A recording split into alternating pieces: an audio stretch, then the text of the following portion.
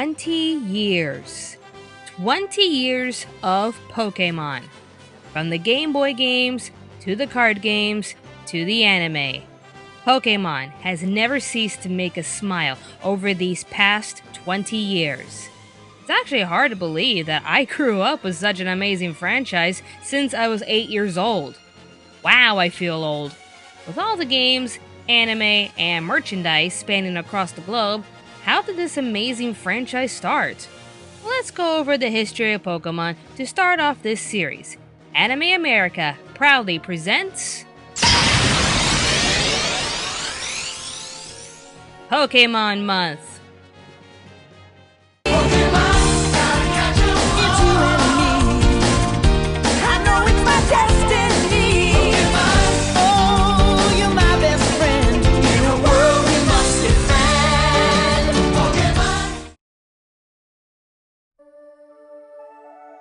In the beginning, a young boy named Satoshi Taijiri grew up in suburban Tokyo collecting tadpoles and insects for fun, little knowing that he would turn his thrilling hobby into a nationwide phenomenon.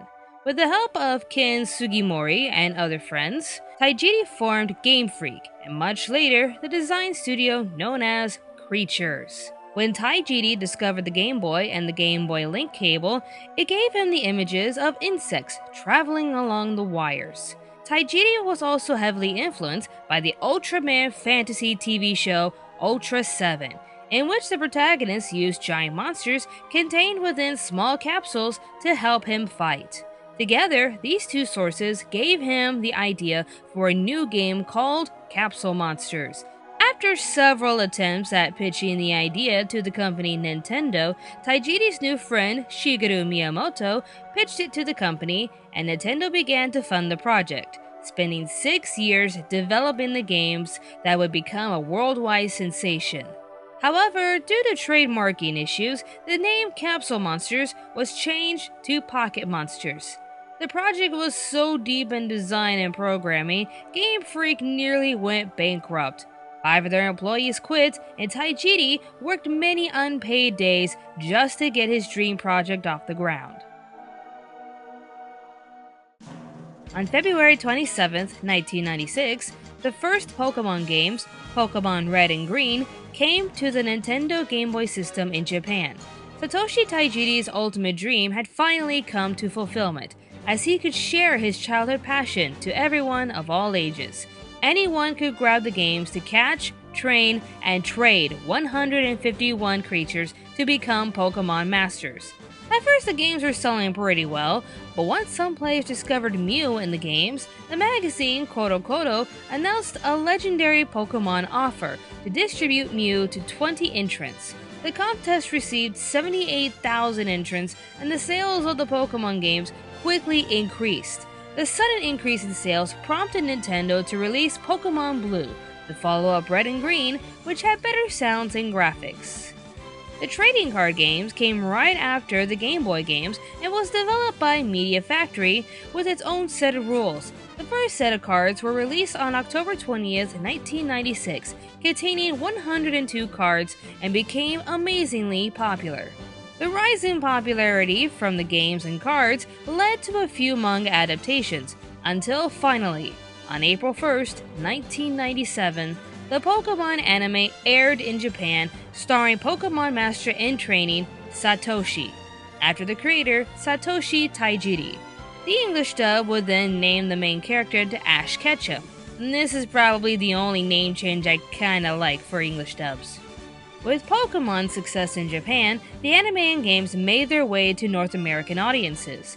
The anime released in North America on September 7, 1998, and the games Red and Blue were released on September 30th. The game had a slight delay in release due to the localization team attempting to change the designs on some of the Pokemon, thinking their cuteness would never sell. Thankfully, that attempt was denied. From that point onwards, Pokemon became a national phenomenon. The cards were sold everywhere, merchandise was found in Happy Meals, and every kid in America wanted to become Pokemon Masters. To follow the hype, Nintendo began releasing spin-offs for the N64 like Pokemon Stadium and Pokemon Snap. While the anime was releasing into Japan theaters, Mewtwo Strikes Back, a thrilling movie featuring two of the rarest Pokemon, Mew and Mewtwo. The movie released into American theaters on November 10, 1999, and briefly held the record for the highest grossing opening for an animated film. Since the anime was very popular, a new game was released which allowed the players to interact with the anime story called Pokemon Yellow, which was released in Japan September 12, 1998, and October 25, 1999 for North America and Europe. This game was a bit different compared to the other colors since you have a little Pikachu following you around. Best feature ever. From this point onwards, Pokemon kept growing with more games, more anime episodes and movies, and more Pokemon. Even though we started with 151 Pokemon, Ash in the game came across several different Pokemon we had never seen, such as Meryl and Togepi. But what about that bird that was from the first episode of Pokemon? Well, that's Ho-Oh, and you could try to catch him in the Pokemon Johto League. Around the same time, the new games Pokemon Gold and Silver were released. As of right now, there are over 25 games excluding the spin-offs, 10 seasons of the anime series, and as of right now, 721 Pokemon. This is a brand that'll never die as long as they continue to expand the Pokemon universe with even more Pokemon for us to catch. Soon, we'll be playing Pokemon Sun and Moon, and even reach for our mobile phones to play Pokemon Go.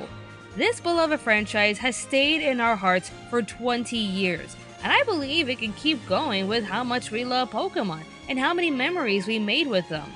It's a wonderful world to explore, and that's exactly what we're going to do for Pokemon Month. Throughout the month of May, we'll be going over the series, movies, and we'll even share our own fond memories with this beloved franchise. We plan on making a lot of videos to celebrate these awesome 20 years of Pokemon, so be sure to celebrate with us and stay tuned to Anime America. Want to support the production? Check out our brand new store on Store Envy. For a small price, you can have a one-of-a-kind poster made by yours truly. If you can only give a small amount to help us out, check out our Patreon page. Any amount you wish to give us goes towards our production needs, so anything you can give us helps us a lot. To keep up with the latest in Anime America stuff, follow us on Facebook, Twitter, Instagram, and even Tumblr. Be sure to like, favorite, and subscribe to Anime America for more awesome reviews and top 10 lists. If you're interested in anything of pop culture, be sure to subscribe to Pop Spectrum. Thank you all for watching, and stay tuned to Anime America.